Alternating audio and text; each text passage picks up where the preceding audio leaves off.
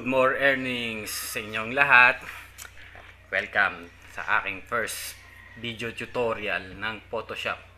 Dito, ipapakita ko na sa inyo yung aking super secret technique kung paano ko ginagawa yung mga magaganda kong pictures na pinopost sa Facebook, Friendster, Flixster, Multiply, YouTube, Tube8, YouPorn. Joke lang. Hindi ako nagpo-post doon ha. Hindi ko nga alam kung anong website yun eh. Narinig ko lang sa mga friends ko. Anyways, tinagalog ko na tong tutorial na to kasi ang dami namang English tutorial dyan. Konti pa rin yung nakakaintindi. So ito, baka sakali may makaintindi na at madami nang matuto. At saka, Pinoy naman ako eh. But don't worry, my foreign friends. Lalagyan ko ng subtitle to para, I'll put subtitle here so that you can dig what I'm saying, alright? Sige, tama ng dada. Start na tayo. Kasi 15 minutes lang maximum nitong YouTube upload ko eh. And hindi ko naman pupunin yung 15 minutes. Start lang naman tayo sa basic. So, pilitin ko within 5 minutes. Papamiliarize ko lang kayo sa interface muna. Dahil nga beginner video to. Unless talagang expert na kayo sa Photoshop, bakit nyo pa to pinapanood? Okay lang, sige, kahit expert ka, manood ka pa rin para mai-correct mo yung mga mali ko. Tapos comment mo na lang. So next time, alam mo na. At thank you sa tip mo. So start na tayo pag-explore ng workspace ng Photoshop CS5.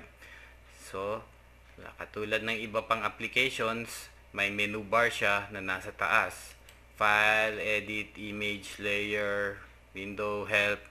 Bawat isa dyan, may mga drop down na may kanya-kanyang purpose. Makikita natin usually sa ilalim ng file yung pag-open ng file, pag-open ng project. Kaya makikita nyo rin yung mga shortcut keys. Maganda matutunan yung mga shortcut keys para mapadali yung trabaho natin, project natin. So, ang hindi nyo lang makikita dito sa menu bar ay yung mga menu ng pagkain, pansit, ginisang tamales, nilagang longganisa, wala dyan, hindi nyo makikita. So, yung mga food lover, hanap na lang kayo ng ibang menu. So, andito naman ngayon ang applications bar. Tayo mali. Ito, applications bar. Ito, yung bridge, tsaka mini bridge. Yung bridge, laging naka-bundle sa mga Adobe applications yan para pag-launch ng mga files, pag-browse ng mga files. Kaya maganda matutunan din yan. Pero ako kasi sanay na nagna-navigate na lang ako sa mga folder sa Windows Explorer. Kaya, tsaka dito sa Photoshop CS5, madali nang mag-open ng file. Drag and drop na lang eh. Ito pa yung isang nasa taas, yung view options bar. So, paano mag-arrange ng documents, tsaka yung screen mode. Diyan, kung gusto mong full screen, half screen, no screen. Hindi. Ito pala, basta browse nyo na lang yan. Ito yung, anong tawag dito, workspace switcher or workspace options. So, ako, madalas gumamit mag-work sa mga photos, kaya ito nasa photography yung options ko para kung gusto niyo makita ito pwede niyo extend dyan. Yan, pag nakikita yung mga double bar, ibig sabihin pwedeng i-extend or pwedeng i-move tulad sa mga palettes. So like any other applications, meron siyang minimize bar, restore bar, at hindi pala siya bar, buttons pala. Kasi puro bar na nasa isip ko eh. Gusto kong mag-bar. Kaya din, gusto niya mag-bar. So, ito, close button, restore button, minimize button. Alam niyo naman siguro gamitin yan kasi na-open nyo nga ito eh. Tapos, sa ilalim pa ng menu bar, andito yung tools, options, bar. So, ito, depende sa tools na gamit mo na nakaselect, mag-iiba-iba ng functions. Kasi yung tools mo may iba, hindi lang isa yung function niyan. May iba ka pang options pwedeng gawin pag nakaselect ka sa particular tools. So, matututunan nyo din yan pagka andun na tayo sa mga applications ng mga tools na yun. So, dito naman sa left side mo, ito yung tinatawag na tools palette or ngayon tools panel na ang tawag. Dati tools palette nung nasa Photoshop CS3 pa, tas yung iba nga naririnig ko pa toolbox. Kasi andyan lahat halos ng mga tool. Tas ito, yung kung ano yung nakikita nyo dyan na may triangular arrow o sa corner, ibig sabihin yan, may iba pang options dun sa tool na yun. Pagka nag-right click kayo. Okay? So, ayan. Bawat isa dyan sa tools, itatry natin gamitin para maintindihan nyo yung purpose. O kung atat na kayo, gusto nyo gamitin nyo. Try nyo na kagad. Pero mas maganda, mapamiliarize muna kayo dito sa workspace para nagkakaintindihan tayo ng terms.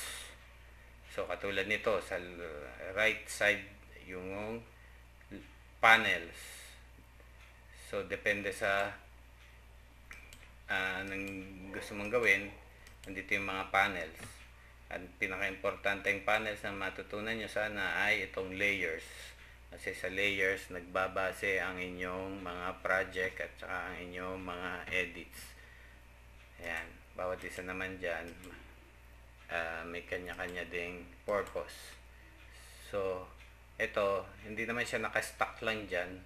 Pwede nyo siyang i-undock. Tawag yan. O, para kung gusto nyo laging madali lang i-select, malapit lang sa project nyo, ayan, kahit saan nyo ilagay, floating, ayan. Pwedeng pag-iwa-hiwalay. Right, tas ngayon, pag gusto nyo nang ibalik yung mga panel sa dating pwesto, kung mas convenient sa'yo, ayan, i-connect nyo lang uli, o kaya halimbawa yan, masyadong cluttered, madami na, hiwa-hiwalay na mga panels, kasi yan yung gusto nyo malalapit sa area na yung easy to reach, easy access, hindi nyo napansin, masyado na palang kalat-kalat. Punta lang kayo dito sa Windows menu, tapos workspace, tapos kung ano yung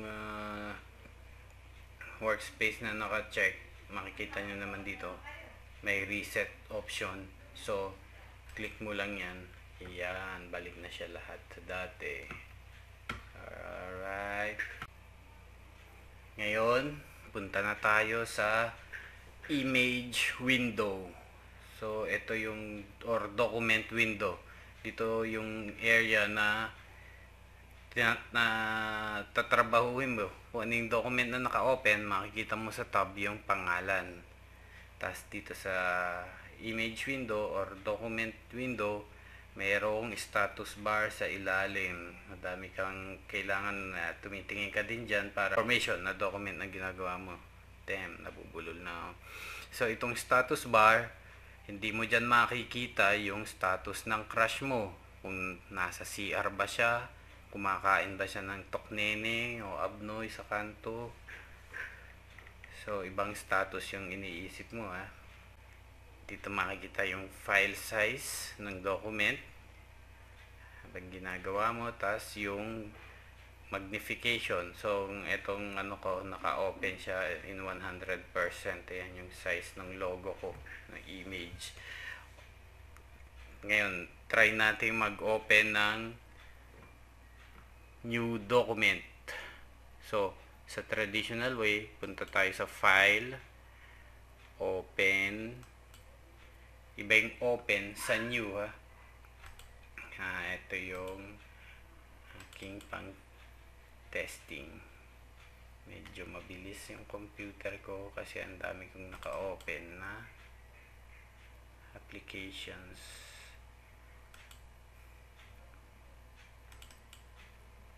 Okay. So, ito. Open i-open natin siya. Maliit na file lang, 48.2.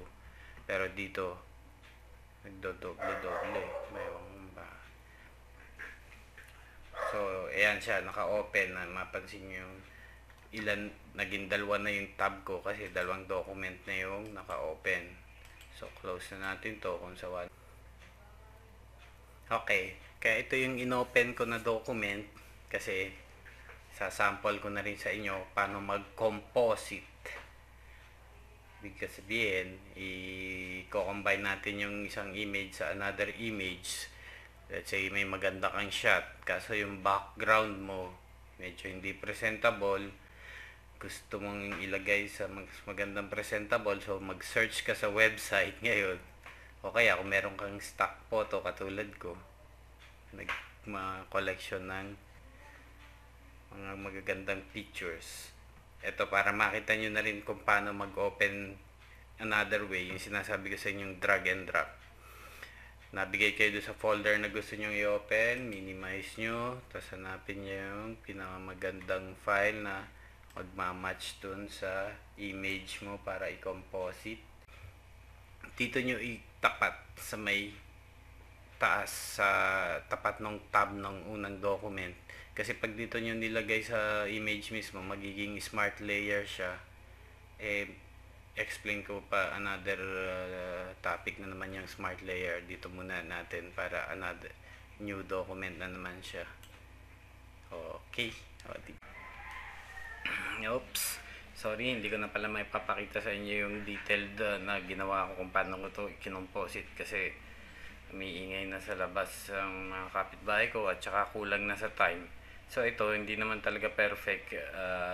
Papakita ko lang sa inyo paano mag-save pagka na tapos na yung ginagawa nyo. So, punta ka sa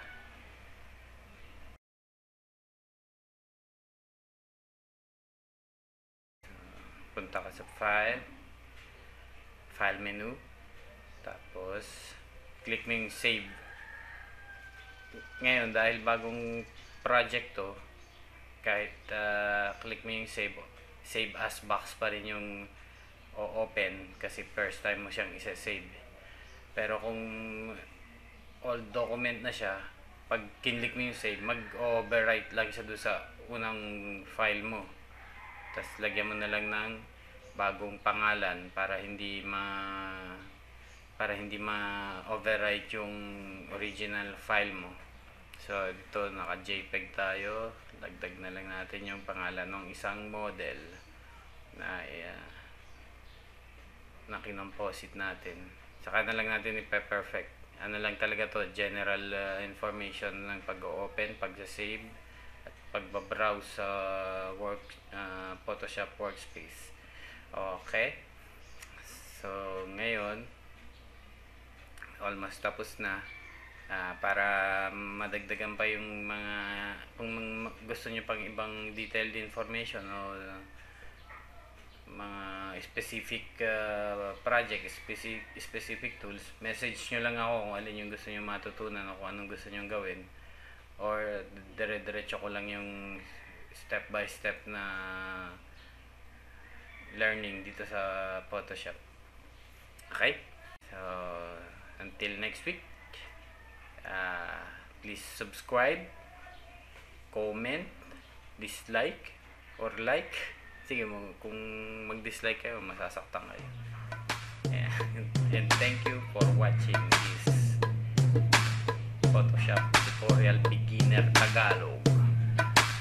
See ya. I'll teach you how to edit.